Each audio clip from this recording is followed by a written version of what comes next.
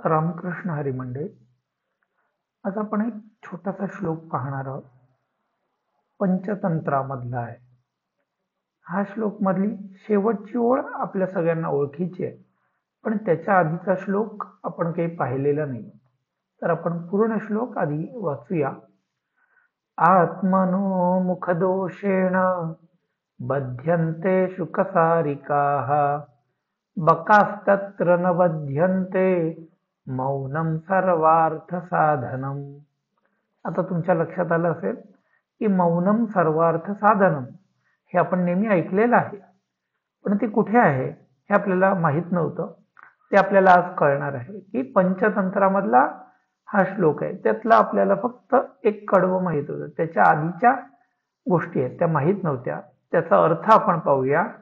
आत्मनो मुखदोषेण बध्यन्ते शुकसारिकाः बकास्तत्र न बध्यन्ते मौनम सर्वार्थ साधनम.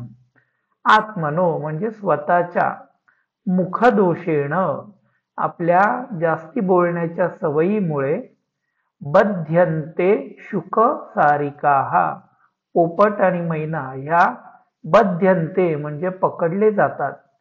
कारण हे दोन्ही पक्षी खूप छान गोडगोड गोडगोड बोलतात. त्याच्यामुळे जे शिकारी आहेत ते या पक्ष्यांना पकडून पिंजऱ्यामध्ये ठेवतात, कारण मग तो पोपट आपण जसं बोलू तसं बोलायला लागतो. पण त्याच्या या बोलण्याच्या स्वभावामुळे तो बंदिवान बनला जातो. पण बकास्तत्र न बध्यते, बक म्हणजे बगळा, पण बगळ्याला मात्र कोणीही पकडत नाही, कारण बगळा काहीच बोलत नाही.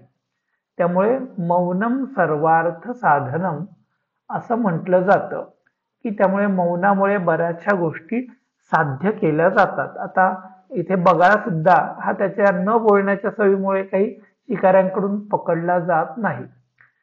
तसे जे महापुरुष आहेत, साधू आहेत, हे आपली श्रेष्ठता कधीही आपल्या वाणीने सांगत नाहीत, बोलून दाखवत नाहीत, फक्त आपल्या गुणांनी ते दाखवतात. किंवा सफल झालेले जे लोक आहेत ते समाजामध्ये काम करत राहतात, पण त्यांचं बोलणं फार कमी असतं. त्यामुळे मौन हे सर्व काम करण्याचं एक साधन आहे असं आपल्याला या श्लोकातून समजतं. याच्या आधी आपण फक्त मौनम सर्वार्थ साधनम हे ऐकलं होतं, पण त्याच्या मागे पंचतंत्रामधली ही छोटीशी कथा आपल्याला माहित नव्हती.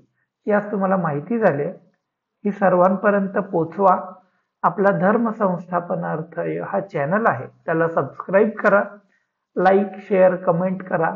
आणि अजून असं काही तुम्हाला अडलं असेल, हे कुठे आहे हे माहिती हवं असेल, तर नक्की मला कमेंटमध्ये टाका. आपण त्या प्रकारचे ते श्लोक शोधून त्याचा अर्थ